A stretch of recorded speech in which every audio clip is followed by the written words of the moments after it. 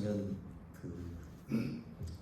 우리에게도 굉장히 필요하고 사역자들에게도 필요하고 또 일반 교회의 성도들에게도 너무너무 중요한 말씀입니다. 그러니까 예수님께서 말씀하실 때 성령에 관한 말씀을 하실 때 내가 떠나가는 것이 너에게 유익하다 그랬어요. 그렇죠? 내가 떠나가는 것이 유익하다. 왜냐하면 예수님은 몸을 입고 계시기 때문에 시간과 공간의 제약을 받잖아요. 그러니까 시공간의 제약을 받으시는 것을 초월할 수 있다는 것은 뭐냐면 몸이 없어야 돼. 그래서 예수님이 내가 감으로 너에게 보혜사 성령을 보내시겠다 그랬어요. 그 보혜사 성령은 몸이 없기 때문에 시공간의 제약을 받지라고 했어요. 그러니까 한국에서도 예수 믿을 수 있고 미국에서도 동시에 예수를 믿을 수 있고 어떤 곳에서든지. 근데 예수님이 다시 오실 때는 그를 찌른 자들도 볼 것이고 또 그를 모두 앙망하는 사람들이 전 세계 곳곳에서 동시에 본다고 했어요. 그러니까 그때는 그 부활의 눈으로 오신다고 이제 예수님이 다시 오실 때는. 그러니까 우리가 생각하고 있는 이 3차원의 세계가 아니라 이제는 4차원의 세계로 넘어간다고 말이죠. 그래서 우리가 하나님께서 이렇게 인간을 지으실 때 흙으로 지으시고 그 코에 생기를 불어넣으시니 생명이 된지라 living soul, 혼이 되었다. 그래서 사람은 영과 혼과 몸으로 되어 있단 말이지. 그러니까 이 바디는 그 바디 자체는 죄가 있는 게 아니에요. 무슨 말인지 알죠? 그래서 성경은 죄가 들어왔을 때 이 몸을 가르쳐서 뭐라고 표현하냐면 육체라고 하는 말로 표현한 거예요. 그러니까 몸 자체는, 그러니까 내가 왼손이 죄를 범하면 그 왼손을 자르고 천국에 들어가는 것이 낫다 그랬다. 그죠? 근데 이 손 자체가 죄를 범한 게 아니라 죄성이 이 손으로 하여금 죄를 범하게 하는 거지. 그러니까 내가 잘라낼 정도의 그 결단을 가졌을 때 이 죄성을 누를 수 있다는 거예요. 죄성을 잘라내는 거죠. 그러니까 이처럼 우리가 가지고 있는 이 몸, 또 영과 혼은 우리의 자아를 이야기합니다. 자아를 쉽게 표현하면, 그래서 지정의를 가지고 있고, 우리가 그 혼은 영과 그 몸 사이에서 양쪽을 다 컨트롤한다. 양쪽에 다 연관을 가지고 있다고. 몸은 세상과 짝하게 돼 있고, 영은 하나님과 교통하게 돼 있단 말이죠. 근데 우리가 죄를 범했을 때 그 하나님의 영이 떠남으로 인해서 실제 우리의 영은 뭐예요? 죽어버린 영이 되어버린 거죠. 그러니까 혼과 육체가 가지고 있는, 혼과 몸이 이렇게 하나가 돼서, 그러니까 전혀 이제 육적인 삶을 살 수밖에 없는 것이 우리의 죄된 상태죠. 그러면 예수님께서 가심으로 성령을 우리에게 보내시겠다. 그 성령이 오셔서 하시는 일이 무엇인가? 이게 굉장히 중요한 거죠. 그죠? 자, 우리가 그리스도인이 됐다. 어떻게 됐을까? 또 그리스도인으로서 어떻게 살아야 될 것인가? 어떻게 능력 있는 삶을 살 수 있는가? 다 퀘스천이죠. 이 모든 키가 뭐냐면 오늘 내가 너에게 보혜사 성령을 보내시겠다고 하는 성령의 사역 가운데 있는 거예요. 그래서 사실은 성령의 그 삼중 사역을 이야기를 해야 되는데 오늘은 그 중에 첫 번째를 이야기하는 거예요. 성령의 첫 번째 사역은 세상에서의 성령의 사역이에요. 세상에서의 성령의 사역. 근데 그 세상에서의 성령의 사역을 통해서 책망을 받고 깨닫고 그걸 받아들이게 되면 성령이 우리 안에 오시게 되는 거죠. 내재하시는, indwelling 하시는 성령으로 오시는 거예요. 거듭난 그리스도인의 삶이 이제 시작이 되는 거죠. 그리고 그 거듭난 성령이 우리의 내재하시면서 우리의 삶을 하나님의 뜻 가운데로 인도받을 수 있도록 이끌어 주시고 지켜주시고 우리를 보호하신다는 거죠. 근데 이 내재하시는 성령뿐만 아니라 그 다음에 세 번째는 부어주시는, 푸어링 하시는 성령이 있어요. 근데 그 성령은 어디에 부어주시냐? 우리의 육체에 부어주세요. 그래서 성령의 은사와 나타남과 능력이 나타나는 거예요. 그래서 하나님의 사역을 감당할 수 있게 하시고, 비로소 하나님이 우리를 통해서 한 그리스도 안에서의 한 몸인 지체를 형성하게 하고 교회를 형성하게 한다. 그래서 이 세 삼중 사역 가운데 오늘 첫 번째 성령이 오셔서 하시는 중요한 사역, 즉 그리스도인들이 태어날 수 있도록 하게 하시는 중요한 사역, 이 부분을 말씀하고 있는 거야.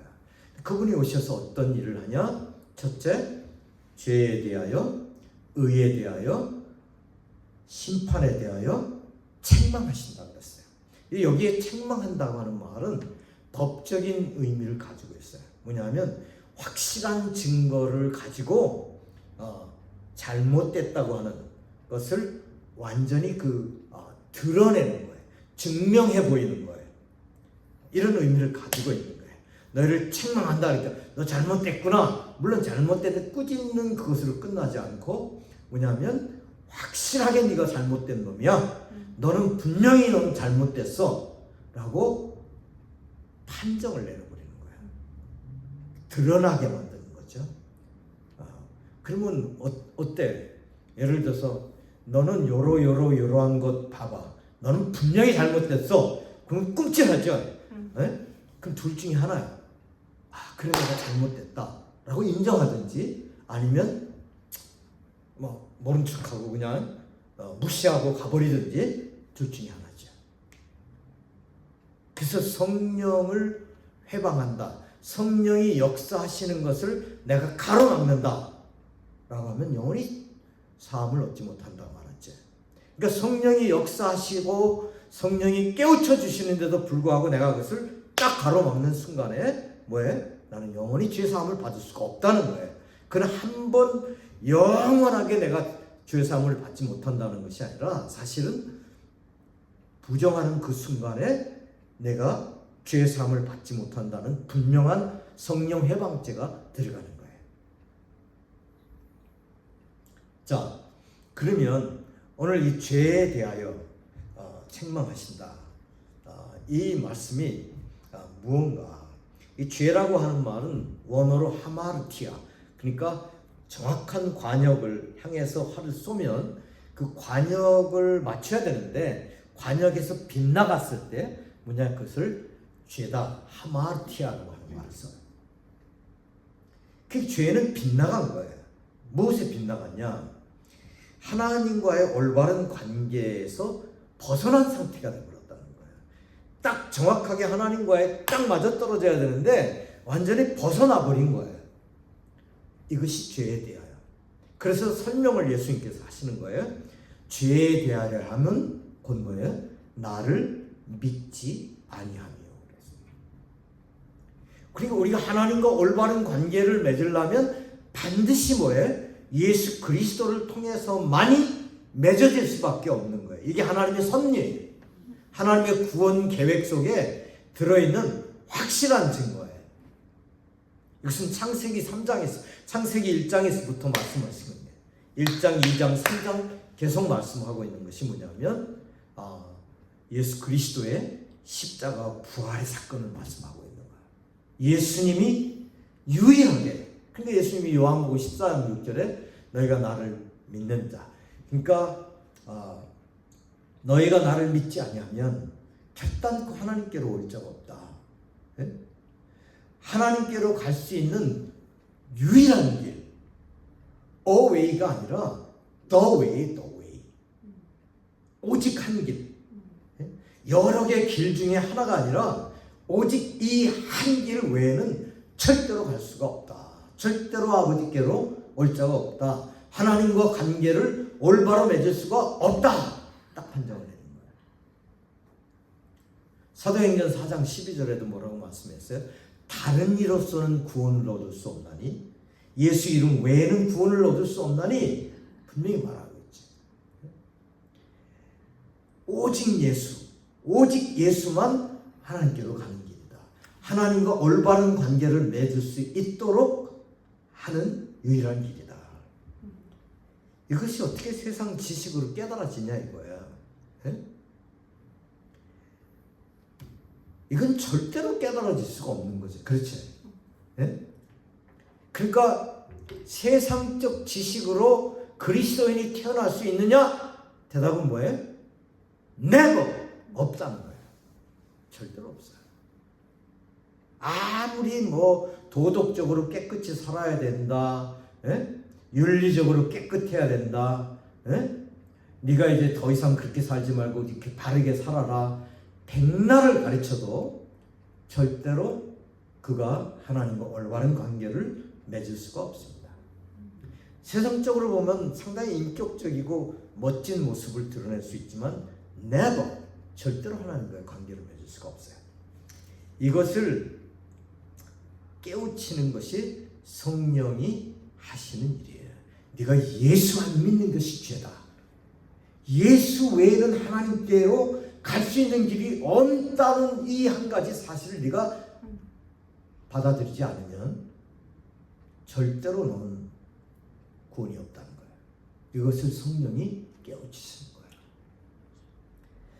이 사실이 내가 깨달아져서 주님, 내가 예수를 믿겠습니다 라고 하는 받아들임이 없이 교회 안에 신자가 된다든지 교회 안에서 직분을 받고 오랜 시간을 거치면 뭐가 되냐?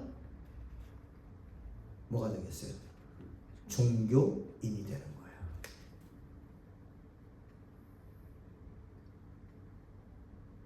무서운 사실이죠. 이제 첫 단추가 안 깨지면, 그러니까 반드시 성령의 역사 없이는 절대로 예수를 믿을 수가 없는 거예요.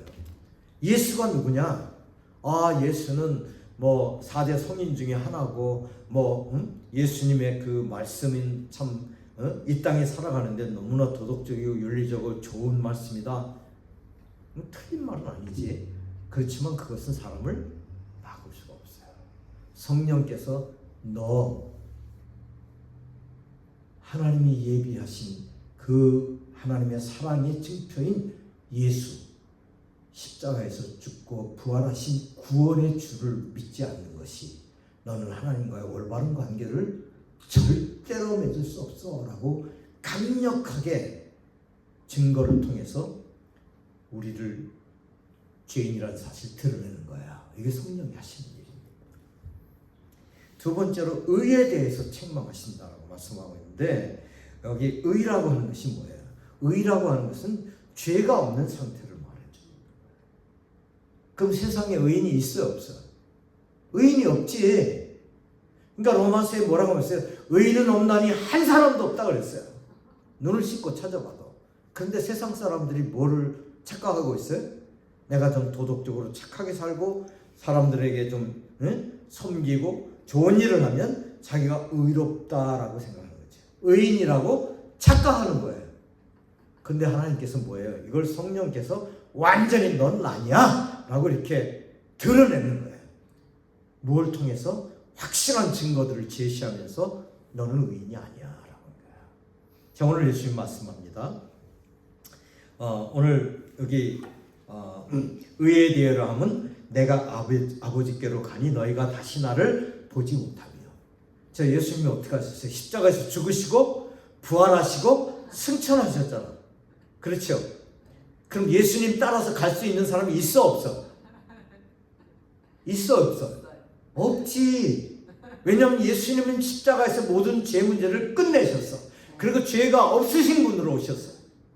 그리고 부활하셨어요. 그리고 승천하셨어요.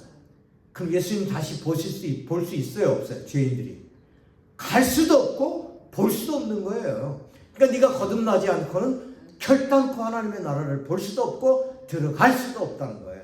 다시는 예수님을 못 보는 거예요. 예수님과 만남을 가질 수가 없어. 이 말이 뭐예요? 내가 아버지께로 가므로 너희가 다시는 나를 보지 못한다. 그 말은 의인이 되지 않고는 절대로 나와 만남을 가질 수 없다는 거야. 이게 의예요. 그러니까 예수님 한 분 외에는 의로운 자가 없는 거예요. 그럼 우리가 의롭다함을 얻으려면 어떻게 해야 돼? 예수를 만나야 되는 거죠. 그래서 내가 예수님의 십자가에서 예수님이 나의 모든 죄악을 깨끗하게 해결해 주신 사실을 믿고, 그리고 예수님이 새 생명으로 부활하신 그 새 생명이 내 안에 들어왔을 때 비로소 나는 의롭다함을 칭함을 얻는 거예요. 내 삶의 행위가 의로운 것이 아니라 그 믿음으로 말미암아 의롭다함을 너희가 얻었느니라. 그러니까 예수의 의가 나의 의가 되는 거예요. 이 사실을 예수님께서 그 성령이 오셔서 깨우치시고 책망하시고 우리를 드러내 준다는 거예요. 너 의인인 줄 착각하고 살았지? 너 착각하지 마. 너는 의인이 아니야. 네 속을 들여다봐라. 겉은 멀쩡해 보이지만 속은 썩는 냄새가 나. 응? 겉은 번지르르하고 그런 척하지 네 속은 지금 썩어가지고 문드러진 냄새가 나. 회칠한 묻은 것 같아. 바리새인 것 같아. 바리새인들이 뭐라고 생각했어? 자기들은 의롭다고 생각했잖아. 예? 근데 이 도둑놈들아, 회칠한 묻은 것 같은 놈들아, 사기꾼들아 그랬잖아. 예? 화 있을진저. 이 사실을 누가 가르쳐 주시는 거예요? 성령이 깨우쳐 주실 때 팍 찍고 통회하고 자복하고 회개하는 역사가 일어나는 거죠. 자, 우리의 사역 속에서도 이런 역사가 일어나야 되는 거죠. 우리가 증거할 때, 그쵸? 그가 죄를 깨닫게 되고, 그리고 내가 의로운 자가 아니라는 사실을 통회하고 자복하면서 의인은 없다. 그 죄인으로서는 절대로 천국으로 들어갈 수가 없다. 의롭다함을 받지 않고는 우리가 주님을 만날 수가 없다. 주님과 교통할 수 없다. 이 사실을 깨우쳐 주시는 것이 성령이 하시는 일이에요. 그러니까 이렇게 의에 대해서 책망하시는데, 자기가 그 사울 같은 경우도 뭐라고 그랬어요? 주님을 만나고 난 다음에 나중에 고백하기를 자기는 죄인 중에 괴수였다 그랬잖아요.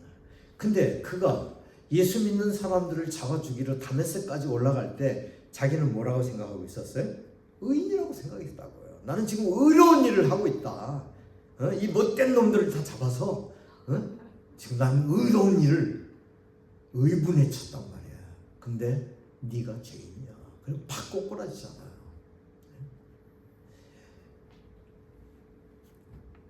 이 사실을 우리가 도덕적으로나 윤리적으로 내가 죄인입니다. 그런 정도가 아니지. 그런 정도가 아니에요. 물론 그것은 입문이 될 수 있어. 그래, 나도 돌아보니까 나도 깨끗하게 못 살았네. 그 하나의 그 도입되어지는 그 입문은 될 수 있지만, 그러나 그것은 깊은 진정한 회개를 가지고 있지 못한다. 진정한 회개는 도덕적 회개가 아니에요. 윤리적 회개가 아니에요. 내가 죄인으로 태어났기 때문에 죄를 범할 수 없는 죄성을 가진 죄인이다라는 사실을 비로소 깨달을 때 주님 나는 죄인입니다 라고 고백하게 되는 거예요. 자, 그 다음에 이제 심판에 대하여 그렇게 고백하죠. 자, 심판에 대하여라 하면 이 세상 임금이 심판을 받았음이라 그랬어요. 심판을 받았다. 과거 완료형으로 끝나버렸어. 누가? 세상 임금이. 근데 세상 임금이 누구예요? 사단이지. 왜? 아담으로부터 뭐해? 게임을 해가지고 공식적으로 아담이 패배했어. 그래서 마가복음에 보면 하나님께서 너에게 준 모든 것을 내가 넘겨받았다 그랬어요. 그 권세를. 아담이 범죄하기 전에는 어떤 권세를 가지고 있었죠? 그런 동물들을 보고 딱딱 보는 순간에 이름을 다 지어줬어. 넌 목이 길구나, 길이. 넌 얌생이가 생겼네, 얌생이. 뭐 이렇게 딱 이름을 다 지어줬다고. 그만큼 브라이트, 기가 막힌. 그래서 하나님께서 인간을 창조하시고 뭐예요? 너는 생육하고 번성하고 땅을 정복하고 다스리라고 하는 권세를 주신 거예요. 근데 인간이 타락하고 난 다음에 뭐예요? 그 권세를 빼앗겨버린 거죠. 누구에게? 사단에게. 하나님 앞에 불순종함으로 인해서 그 사람이 깨어져 나가면서 하나님이 주신 권세를 넘겨줄 수밖에 없어요. 그러니까 하나님도 보시면서 이건 어떻게 할 수가 없어. 판정이 나버린 거야. 네가 자유의지를 통해서 깨졌으니까 그 넘겨주니까 내가 그 강제로 뺏을 수 없는 거죠. 하나님께서. 그래서 세상을 다스리는 거예요, 임금이. 그래서 사단이 이 세상을 다스려. 근데 이 세상에 티피컬한 그 사단이 다스림으로써 세상이 매력을 가지게 됐는데 그 매력이 뭐냐? 육신의 정욕, 안목의 정욕, 이생의 자랑이라 이래요. 육신의 정욕이 뭐예요? 제일 먼저 오는 게 뭐예요? 우리 식욕이잖아요. 식욕, 탐욕, 그죠? 그 다음에 성욕, 쾌락, 이게 육신의 정욕이에요. 안목의 정욕, 보는 대로 하고 싶고 보는 대로 더 좋은 것. 그러니까 하와가 그 봤을 때 보암직도 하고 하듯이 보는 것에 도취해 버리는 거야. 예전에 내가 그 한국에 있을 때 종로 거리를 가면 사람들이 거기 가면은 전부 걸음걸이가 느려져요. 보면 왜 그러냐? 그 옆에 그 종로에 지금은 많이 달라졌지만 옛날엔 거기 옷이라든지 뭐 이런 여러 가지 그 상품들 쭉 가게들이 있었거든. 쇼 인도로 이렇게 보여지는 거 보면서 저 명품 구두 또 저거 보면 저 옷 여자들이 다 남자들도 마찬가지 금강 뭐 이러면서 그 속도가 늦춰지고 두리번 다 해. 예? 이게 안목의 정력이에요. 빼앗겨 버리는 거야. 이생의 자랑, 뭐예요? 명예, 권력, 예? 자기를 드러내고자 하는 이런 것들. 그러니까 연예인들이 뭐예요? 인기를 유지하기 위해서 별의별 숨겨진 죄를 다 짓잖아요. 그리고 그 인기가 떨어지면 어떻게 돼? 마치 자기의 인생이 망가진 것처럼 자살하기도 하고, 예? 인기를 유지하기 위해서 별짓을 다 한다고요. 권력, 이 권력을 갖기 위해서 어마어마한 범죄들을 저지르잖아요. 권력을 행사하고 이 세상에서. 그렇죠? 그러니까 네가 세상을 사랑하지 말라. 이 세상이라고 하는 것이 뭐예요? 육신의 정욕, 안목의 정욕, 이생의 자랑. 이건 아버지 하나님께로부터 온 것이 아니야. 근데 사람들이 거기에 다 빠져버려. 이게 마귀의 전략이란 말이에요. 매력이 있어야 되잖아. 사람이 위를 쳐다보지 못할 수 있도록 세상에 집착하려면 세상이 매력을 가지고 있어야 되잖아. 그 매력이 뭐냐면 세상에 있는 것들로 사람을 홀 빼앗아 버리는 거죠. 그 위를 못 보는 거예요. 이게 마귀가 하는 일이죠. 그래서 야고보서 4장 4절에 보면 간음하는 여인들아 내가 세상과 벗된 것을 알지 못하느냐. 세상과 짝한다. 세상을 너무 좋아해. 그러니까 네가 간음한 여자와 같다. 내 본 남편인 하나님과 예수 그리스도를 저버리고 세상에 빠져 있어. 근데 오늘 이 말씀을 보면 우리가 잘 알아야 돼요. 세상을 왜 사랑하지 말아야 되나? 뭐라고 돼 있어요? 심판에 대하여라면 이 세상 임금이 심판을 받았습니다. 세상 임금이 뭐예요? 이 세상을 다스리는 왕 아니에요. 근데 왕이 심판을 받아버렸어. 그 너 왕 이제 끝났어. 네 인생 끝났어. 그럼 그 나머지 나라는 어떻게 됐다는 이야기야? 망한 나라야, 망한 나라. 망한 나라에 무슨 소망이 있어? 망한 나라에 도취해가지고 거기다가 에너지를 쏟고 망한 나라에다가 온 정신을 팔고 있으면 그 미래가 어떻게 되겠냐고 말이에요. 예? 이 세상 임금이 이미 심판을 받아버렸어. 넌 끝나버린 거야. 그러니까 불법으로 왕처럼 꾸며가지고 그렇게 지금 세상을 다스리는 거야. 하나님 보실 때 우스운 거지. 그 사람들이 권력이면 나는 예? 또 내가 세상에서 즐기면 나는 행복한 사람이다. 응?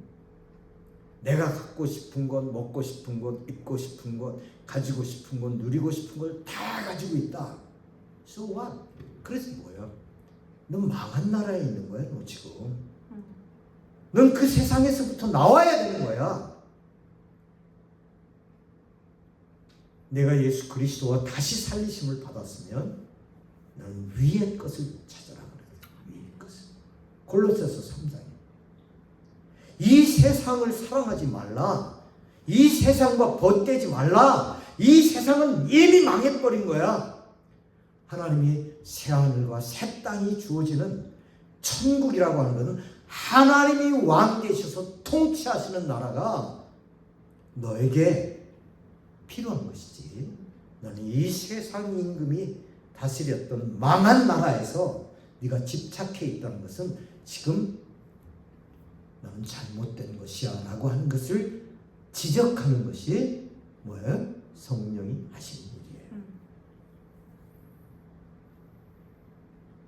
세상아 잘 있거라 나는 가노라 그런 분이죠. 옛날 그런 순간을 하나님이 세상을 이처럼 사랑하사, 거기서 말하는 세상은 세상에 있는 사람들을 사랑하는 거지 세상 자체를 사랑하신 것이 아니에요. 하나님이 창조하신 것이 망가졌다. 버리면 돼. 그리고 새 것을 가져놓지. 하나님이 그것을 씻어서 다시 씻을 일이 없다. 그 말이에요. 너와 여러분이 더럽고 타락한 존재야. 그런데 하나님께서 씻어가지고 깨끗하게 만들어서 야 우리 같이 살자. 그게 아니야. 뉴 크리에이션. 내가 너를 다시 짓겠다 그거야. 아멘. 넌 과거의 것은 이미 죽어서 끝났어. 그리고 다시 살게 해서 하나님의 자녀로 살도록 만든 것이 복음이에요. 아멘. 그 세상에 오셔서 이 성령의 사역이 없이는 누구도 그리스도인이 될 수 없고 누구도 거듭날 수가 없는 거예요. 이 사실을 나와 여러분이 깨우칠 수 있겠느냐고 말이에요. 깨우치게 할 수 있냐 이 말이에요. 그러면 난 뭐야? 안 하고 가만히 있어도 그럼 되는가? No. 로마서 10장에 뭐라고 말씀하고 있어요? 자, 로마서 10장 한번 찾아볼까? 로마서 10장 13절에서 15절. 로마서 10장 13절에서 15절 내가 읽을게. 누구든지 주의 이름을 부르는 자는 구원을 얻으리라. 그런즉 그들이 믿지 아니하는 일을 어찌 부르리요? 듣지도 못한 일을 어찌 믿으리요? 전파하는 자가 없이 어찌 들으리요? 보내심을 받지 아니하였으면 어찌 전파하리요? 기록된 바 아름답도다 좋은 소식을 전하는 자들의 발이여 함과 같으니라. 그러니까 성령은 우리를 필요하신다는 거예요. 몸을 필요로 한다는 거예요. 몸을. 자, 요한전도사에게 내가 가려면 접촉을 하려면 영으로 접촉이 안 되는 거지. 응? 몸으로 접촉을 해야 된다. 그런데 성령은 그때 역사하시는 거예요. 그때 역사하시는 거예요. 근데 성령은 몸을 가지고 있지 않기 때문에 시공간을 초월해서 역사하셔. 그 내가 우리가 열심히 기도하잖아. 기도하면 시공간을 초월해서 한국에 있는 그 사람 속에 가서 역사하실 수 있는 분이 성령님이시죠. 그리고 내가 직접 한국에 가서 그 사람에게 복음을 전할 때 역사하실 수 있는 분도 성령님이시죠. 그럼 우리 양쪽을 다 가지고 있어야 되죠. 예? 그럼 성령이 역사하시면 뭐 우리 전파할 필요도 없겠네? 아니야. 우리가 전파하면서 성령이 역사하시고 운행하신다는 말이에요. 그래서 세상에서 예수 믿는 그리스도인들 속에 와 계신 성령이 우리 같이 가자. 그래서 같이 가서 역사를 이루시는 거예요. 그래서 우리가 말씀해 보는 것처럼 오늘 내가 감으로 너에게 유익하다. 그리고 내가 보혜사 성령을 너에게 보내주는데 그가 오셔서 예? 죄에 대하여 의에 대하여 심판에 대하여 너희를 책망하시리라. 너희가 무엇이 잘못되었는지를 드러내서 너희 자신이 정말 완전히 코너에 몰아넣을 수 있도록 하시는 분이 성령님이시라는 거예요. 그럼 거기선 두 가지밖에 없는 거예요. 땅을 치고 회개하고 받아들이든지 아니면 목을 꼿꼿이 세우고 휙 돌아서서 나가든지 중간지대는 없는 거예요. 우리가 복음을 전파할 때 딱 이 선상에 서게 해야 되는 거예요. 회개하고 돌아오든지 아니면 무시하고 세상으로 가든지. 그게 우리가 우리의 의무를 다한 거예요.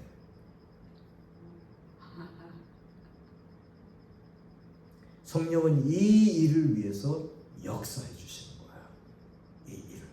그래서 사람의 마음을 살같이 부드럽게 만들어 주시고 그 강팍한 마음 속에 삐집고 들어가는 거죠. 예? 그러니까 고린도 후서에 있는 말씀을 보면 사탄이 연막을 쳐놨다고 그랬어요. 그래서 광명의 천사로 가장해서 사람들의 마음에다 연막을 쳐서 하나님의 빛이 들어가지 못하도록 뿌옇게 만들었단 말이에요. 그럼 우리가 할 수 있는 일이 뭐예요? 삐집어서 성령이 역사해서 그 안에 빛이 들어가게 하시는 일을 감당하게 해야 되는 거죠. 그럼 우리는 정말 성령님 역사해달라고 기도해야 되고, 하나님 오늘은 누구에게 인도해 주시겠습니까? 어떤 사람을 만나게 해주시겠습니까? 하나님, 우린 모르잖아요. 그때 하나님께서는 만나게 해주시는 거예요. 자, 고넬료에게, 고넬료가 예수 믿는 사람이 아니죠. 근데 그는 경건했다고요. 도덕적으로. 그래서 하나님을 경외했다고 그랬어요. 근데 거듭났어요? 거듭나지 않았죠. 그렇죠? 근데 베드로에게 하나님이 역사하셨잖아요. 그러니까 하나님을 찾고 찾는 자에게 하나님 만나 주시겠다고 하신 것처럼 성령이 역사하시기 시작한 거예요. 그래서 베드로의 속에 환상을 보여주시는 거죠.